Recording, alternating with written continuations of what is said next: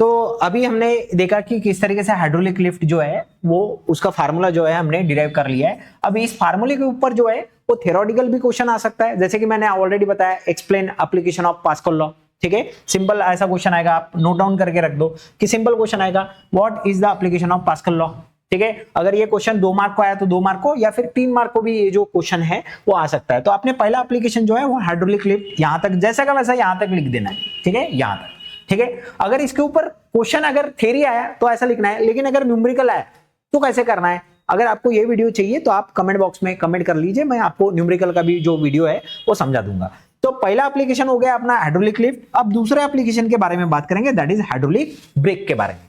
ठीक है, अब बिफोर दैट मैं तुमको ब्रेक क्या चीज होती है ये समझाने की कोशिश करता हूं। आपने बाइसिकल का ब्रेक देखा होगा, बाइसिकल यानी हम जो साइकिल चलाते हैं वो उसकी बात कर रहा हूं मैं। ठीक है, तो बाइसिकल का ब्रेक कैसे काम करता है उसके बारे में सबसे पहले हम लोग बात करेंगे। ठीक है, तो बाइसिकल का ब्रेक अगर आप देखोगे तो सिंपल, अगर बाइसिकल अगर मैं मान के लो ये बाइसिकल का रिम है। ठीक है, सपोज ये रिम है, बाइसिकल का रिंग है ये। ठीक है, रिम को रिंग भी कहते हैं, रिंग पता होगा, रिंग रहता है, उसके ऊपर टायर रहता है, टायर और ट्यूब। तो मान के लो ये रिंग है। ठीक है, this is suppose to be ring. और रिंग के ऊपर ब्रेक कैसे रहते हैं, तो यहां पे लगे होते हैं ब्रेक शूज। ठीक है, इसको ब्रेक शूज बोलते हैं। या हम लोग अगर देखा जाए तो हम लोग generally in terms of automobile इन्हें हम लोग ब्रेक शूज भी कहते हैं, या फिर इन्हें हम लाइनर भी कहते हैं। So these are the brake shoes. ठीक है, अब ये आपस में कनेक्टेड होते हैं। ठीक है, और इससे एक केबल निकली होती है, और ये केबल हमारे हैंडल के पास जो लीवर रहता है उसको अटैच रहती है। आपने देखा होगा this is suppose to be handle, तो हैंडल के ऊपर जो लीवर रहता है उसको ये अटैच रहती है। अब होता क्या है, जैसे ही आपने इसको दबाया, ऐसा लीवर को दबाया, this is the lever, lever को अगर आपने दबाया तो क्या होगा, ये वायर क्या करेगी, एक्चुएट होगी, और ये जो ब्रेक शूज है ये जाके चिपकते हैं किसके ऊपर, ये जाके चिपकेंगे किसके ऊपर, ये जाके चिपकते हैं इस रिंग के ऊपर। ठीक है, इस रिंग के ऊपर जाके ये चिपकते हैं और अपनी बाइसिकल यानी साइकिल क्या हो जाती है, रुक जाती है। So this is the bicycle braking. इसको हम लोग कौन सा ब्रेकिंग बोलेंगे, बाइसिकल के ब्रेकिंग के बारे में समझाया हमने। इस तरीके से बाइसिकल जो है वो ब्रेक होती है। ठीक है, तो ये जो होते हैं इसमें सबसे इंपॉर्टेंट चीज क्या होती है, ये होते हैं दैट इज दिस, ये आपके शूज। इसको एक तो फ्रिक्शन पैड भी कहते हैं, नाम याद रखिए, इसे एक तो फ्रिक्शन पैड्स भी कहते हैं, या फिर इसे हम लोग क्या कहते हैं, ब्रेकिंग शूज भी कहते हैं। These are the braking shoes. ठीक है, इनको ब्रेकिंग शूज भी कहा जाता है या फ्रिक्शन पैड भी कहा जाता है। तो इस तरीके से आपका जो है वो बाइसिकल का ब्रेक काम करता है। तो आज हम बात करेंगे दैट इज हाइड्रोलिक ब्रेक। अब बोलेंगे सर ये हाइड्रोलिक ब्रेक कहां होता है, तो हाइड्रोलिक ब्रेक जनरली जो बड़े बड़े मशीनरीज होते हैं, फॉर एग्जांपल अगर मान के चलो बड़ी सी एक ट्रक है या बड़े से कोई क्रेन है, तो उनमें ये हाइड्रोलिक ब्रेक जो है वो यूज किए जाते हैं। ठीक है, सो हाइड्रोलिक ब्रेक के बारे में बात करेंगे। अब हाइड्रोलिक यानी क्या, मैंने ऑलरेडी बताया, ऑयल। ठीक है, ऑयल का यूज करके ब्रेक लगाएंगे हम लोग। ठीक है, तो यहाँ पे जो है उसकी जनरल इंफॉर्मेशन जो है वो देख के, ठीक है, hydraulic brakes are used to slow down और stop the vehicle in a motion. It is based on the कौन सा प्रिंसिपल, सेम प्रिंसिपल पे काम करेंगे जो प्रिंसिपल पे हाइड्रोलिक लिफ्ट ने काम किया है। बराबर है। अगर इसकी स्कीमेटिक डायग्राम मैं आपको दिखा दूंगा कि किस तरीके से इसकी स्कीमेटिक डायग्राम जो होती है, और उसी पे चलते हैं, और वही चीज यहाँ लिखी हुई है, आपको सारी चीजें जो है वो समझ जाएगी। मैं आपको सबसे पहले उसकी डायग्राम दिखाऊंगा, ये डायग्राम है। ठीक है, this is the very important diagram. अगर ये एग्जाम में आया तो आपको ये डायग्राम बनाते जो है वो आनी चाहिए। तो होता क्या है, देखो मैं आपको एकदम बेसिक लेवल से आपको ये चीज बताऊंगा।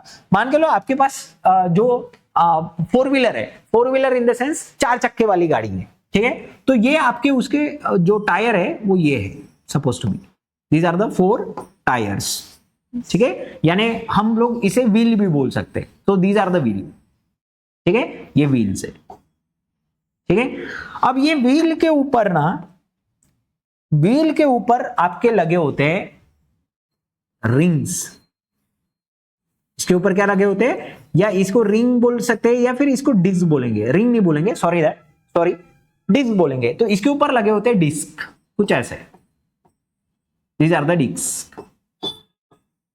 कौन सी चीज क्या है समझने की कोशिश करो, ये जो है वो क्या है, आपके डिस्क है। ठीक है, और ये जो क्या है, ये जो मैंने निकाली थी अभी, ये क्या है, आपके व्हील है। तो these are the wheels. Okay, wheel को हम लोग थोड़ा डिजाइन भी बना लेते हैं, कलरफुल कर लेते हैं। ठीक है, so these are the wheel. ठीक है, तो ये है आपके व्हील। ठीक है, दीज आर द व्हील। और व्हील के ऊपर क्या लगी है, डिस्क लगी है। आपका डिस्क ब्रेक जानते होते, ठीक है ना। जैसे हमने मोटरसाइकिल में डिस्क ब्रेक होती है तो वो जो डिस्क लगी होती है, जिसमें आपने देखा होगा डिस्क कैसे रहती है, आपको ये भी मैं थोड़ा सा दिखा देता हूँ यहाँ कहीं। मान लो ये ऐसी डिस्क लगी होती है, उसमें छोटे छोटे होल्स होते हैं, आपने देखा होगा, this is the disc. Okay, तो ये वो डिस्क है, ठीक है। अब इसके सामने का पोर्शन समझते हैं, इधर साइड लगे होते हैं, अंदर के साइड में लगे होते हैं सिलेंडर, ठीक है, यानी सिलेंडर और पिस्टन। तो ये जो सिलेंडर होते हैं इन्हें स्लैब सिलेंडर बोलते हैं। कौन से सिलेंडर बोलते हैं? Slave cylinder. मतलब जो व्हील के पास लगे होते हैं वो होते हैं स्लेव सिलेंडर। तो कितने व्हील है मुझे बताइए? 4 व्हील है। तो स्लेव सिलेंडर भी कितने होंगे? 4 होंगे। ये भी स्लेव सिलेंडर है, ये भी स्लेव सिलेंडर है, ये भी स्लेव है और ये भी स्लेव सिलेंडर है, ठीक है। तो ये 4 स्लेव सिलेंडर हो गए। और जो अंदर में यानी ड्राइवर के पास क्या होता है आपको पता है? एसीबी होता है। What do you mean by ACB?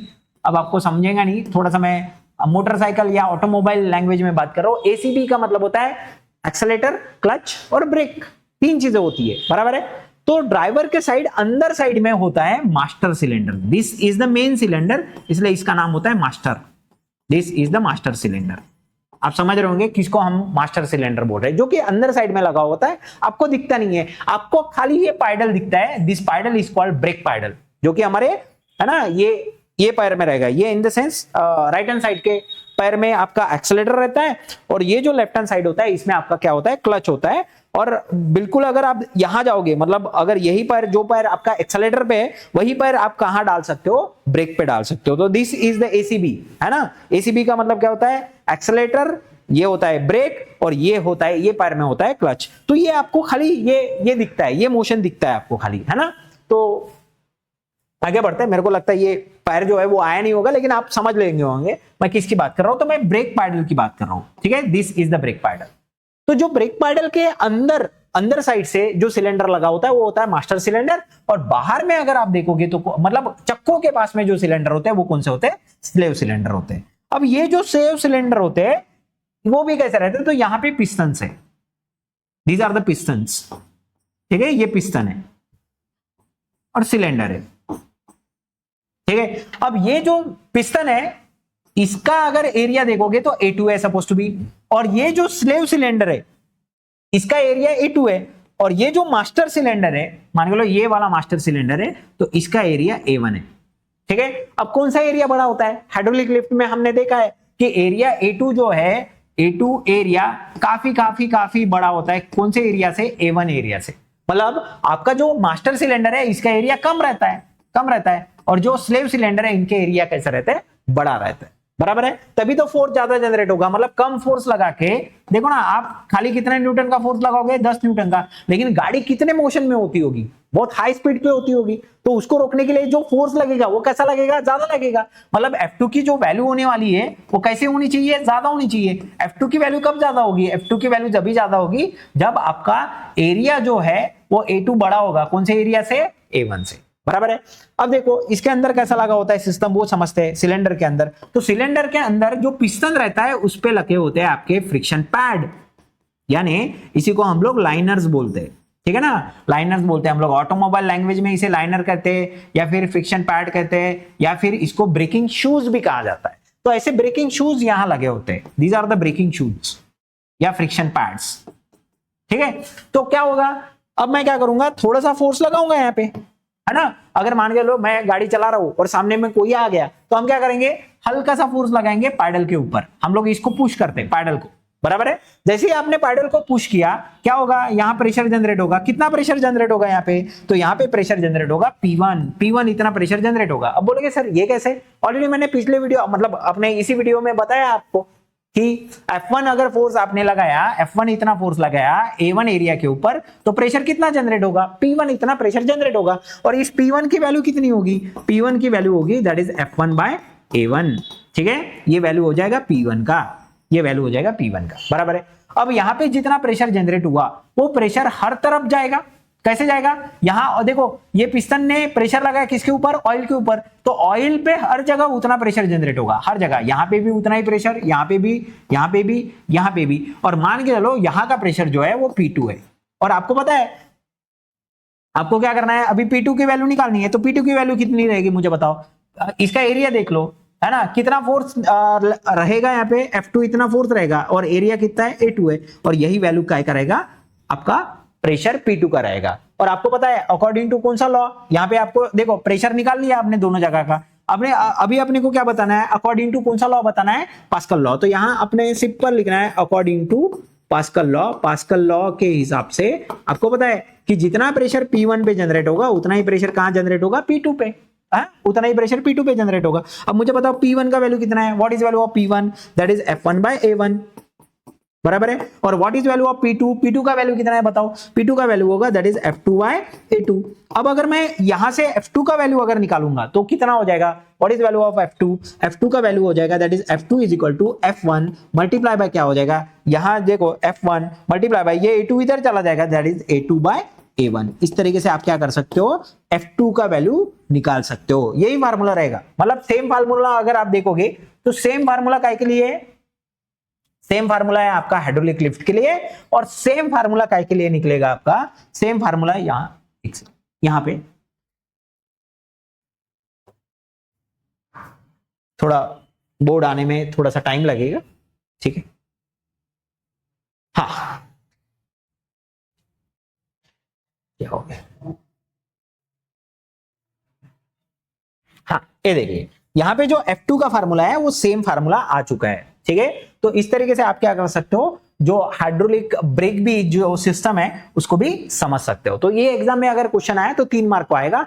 1.5 mark के लिए आपको क्या लिखना है, 1.5 मार्क के लिए आपको लिखना है हाइड्रोलिक लिफ्ट, और 1.5 मार्क के लिए आपको क्या लिखना है, हाइड्रोलिक ब्रेक। अगर इसके ऊपर थ्योरी क्वेश्चन भी नहीं है लेकिन न्यूमेरिकल आने का बहुत ज्यादा चांस है, इसलिए अगर आपको न्यूमेरिकल भी चाहिए इस टॉपिक के ऊपर तो आप सिंपल कमेंट बॉक्स में लिखिए कि numerical on application of pascal law, तो मैं आपको न्यूमेरिकल का भी वीडियो जो है वो बना दूंगा। मिलते हैं नेक्स्ट वीडियो में, तब तक के लिए थैंक यू वेरी मच।